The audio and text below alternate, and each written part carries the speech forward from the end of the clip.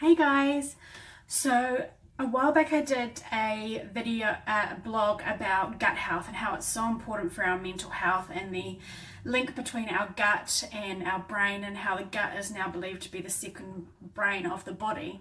And I gave you a few ideas on how you could introduce gut healing and gut health promoting foods into your diet. So I thought I'd do a couple of videos for you just to show you some quick ways to do that. So this first one I'm going to do is fermented pickles. I love pickles. So what we got here is I have got some thinly sliced red onions, and I have got some telegraph cucumber that I've cut into spears. Oh, I've put some dill in there so they're a bit covered. So you can see that they're quite long spears, and I just did them the size that the jar is. Okay, so all I've got in here is one telegraph cucumber, and I've cut it in half and then made it into spears that I thought were the right size. And I've added 2 teaspoons of dried dill fronds in here. In this little jar, I've got 2 large red onions, and then I've got 2 teaspoons of pickling spice. So pickling spice is this stuff here from Greggs. And I use this because it's got a really good combination of spices in it. So it's got pimento, black peppercorns, cassia, ginger cloves, coriander, and chilies. So I need a little bit of chili. So if you're a bit worried about the spice, honestly it's quite mild. So then what we're going to add to that is some kombucha, which is going to be our fermenting agent, as well as some salt and some apple cider vinegar and some water. So we need to make up the liquid to go into these. Normally what you'd do is you'd measure it out and do everything. So what I've got is, because I've got the 2 different types, I'm going to use the same base liquid and then just put different spices in each jar, like I've done with the dill and the whole pickling spices. So the first thing we need is a 1.5 cups of apple cider vinegar.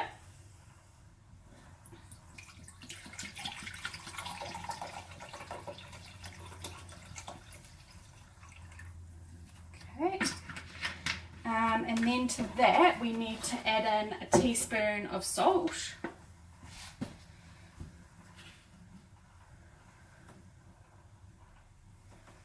What I like about this pickling recipe is not only is it fermented, it's got that kombucha in it, so it's got the good probiotics. It also has no sugar added to it, and a lot of pickling recipes do. So I'm just going to grab my kombucha.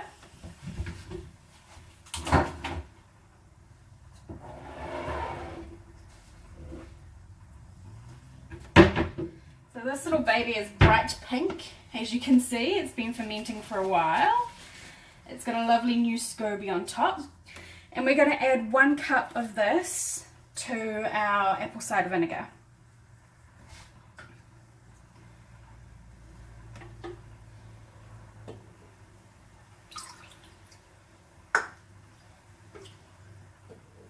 It's a bit hard to get the right measure in here, so I'm just going to add a little bit more. Okay, and then I'm going to grab a spoon. You'll notice too that when I measured this out, I used a plastic measuring cup, and the reason for that is you're not supposed to get any metal in contact with the SCOBY. It can kill the bacteria. So this spigot that's on here is actually plastic as well. So let's give this a bit of a mix to dissolve that salt.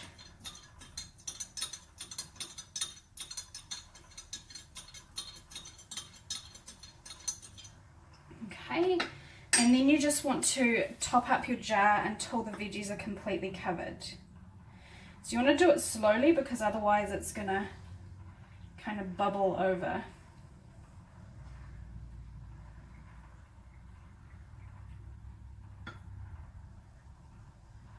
There we go. So that's our, gosh, that smells good, red onion pickle. So what I'll do now is I'll leave this on the bench for a day or so just to ferment it a little bit before I put it back in the fridge. But you can see already it's got like a really amazing kind of colour going on. And all the spices will kind of mix through as well. Okay, let's see if this is enough to top up our cucumber, otherwise I might need to make another batch. Yeah, let's make another batch.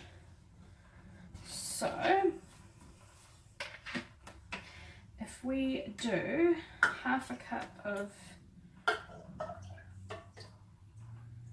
kombucha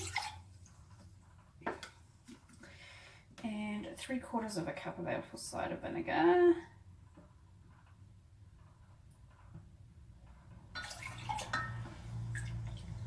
roughly, and then a half teaspoon of salt.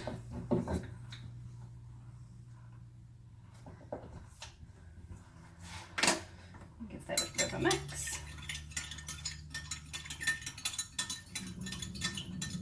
It'll be interesting to see what the flavour is like for these, with the kombucha being made from a fruit tea. There you go. And so just push those pickles down.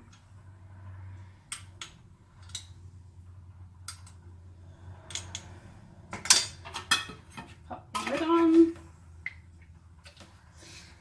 And that's our gherkins. So like I said, I'm going to leave these on the bench. I'm going to leave them on the bench for a couple of days, maybe just overnight, and see how fizzy it is when I open up the bottle and then put it back in the fridge. And they should taste really yummy. Be sure to look out for part 2 of this video series, because I'm going to be showing you how to make a sourdough starter.